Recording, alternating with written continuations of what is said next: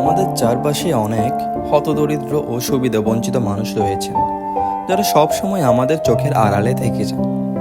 এই বাস্তবতাকে মাথায় রেখে ষোড়শী কুঞ্জ সার্বজনীনের এবারের ভাবনা আড়াল,